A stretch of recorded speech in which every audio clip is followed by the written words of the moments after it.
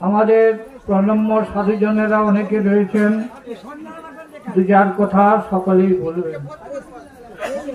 আমার প্রিয় গুরু ভাইদেরকে বলি, মা বোনেদেরকে বলি, গ্রামবাসীর মানুষদেরকে বলি, আগত যারা উপস্থিত হয়ে আছেন তাদেরকে বলি, গুরুদেব বলতেন যে আমাদের আচরণ বিধি এরকম যেমন হয়, আমরা ঘরের বাচ্চাটিকেও যে খেতে দিচ্ছি তিনি একজন ভগবানের স্বরূপ।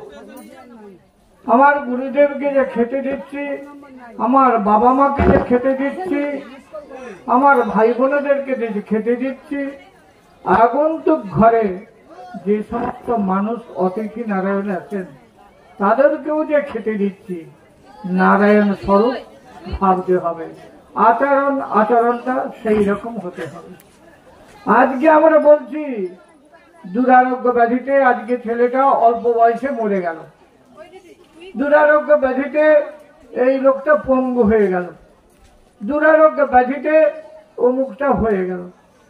কারণ আমরা নিজেরাই এই ব্যাধির কারণ, আমরা নিজেরাই। রাত্রিতে আমাদের যখন খাওয়া দাওয়া হয় সমস্ত বাসনগুলিকে পরিষ্কার ঝরঝরে করে ধুতে হয়। যদি আমরা এঁঠো কাটা কিছু রেখে থাকি, আরশোলা, ইঁদুর বা অন্যান্য প্রজাতির জন্তু সেইগুলি ঘরের মধ্যে আমাদেরকে প্রবেশ করিয়ে দেয়, সেইটাই আমাদের রোগের ভাইরাস ছড়াতে সাহায্য করে। আর আমার ঘরে যে ঠাকুর দেবতা আচরণ বিধি করে রেখেছি সেই সব নোংরা জিনিস দিয়ে সেইগুলিতে ঢুকিয়ে দিল, তাহলে আমরা সেই দুরারোগ্য ব্যাধি ভোগ করব। আমাদেরকে মনে রাখতে হবে রাত্রে একটু কাটা কোনো জিনিস যেমন না থাকে সেটাকে ধুয়ে পরিষ্কার করে রাখতে হবে। আমার ঘরের অশান্তি বন্ধ হবে, দুরারোগ্য ব্যাধি বন্ধ হবে।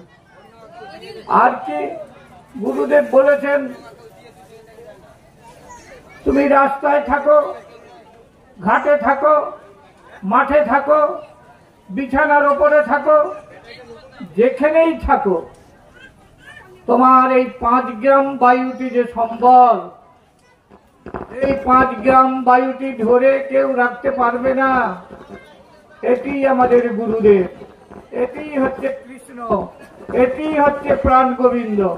এই প্রাণ কর্মটুকু যেখানেই থাকো, যে অবস্থাতেই থাকো, সুচিতে অসুচিতে, ভালোতে মন্দতে, ওই প্রাণ কর্মটুকু করে তাহলে আমার গুরু কর্মটা করা হবে।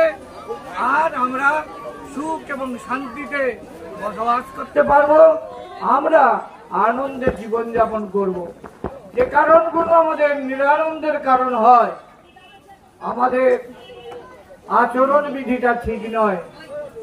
সেই আচরণ বিধিটা ঠিক করলে, সময় করে আসনটা একবার করলে, প্রাণায়ামটা একবার করলে, জপটা একবার করলে, গুরুমূর্তির ধ্যান একবার করলে আমাদের সমস্ত ভবব্যাধি দূরে চলে যাবে, সামগ্রিক রোগ কিছু হবেনি, আমরা সবাই শান্তিতে থাকতে পারবো।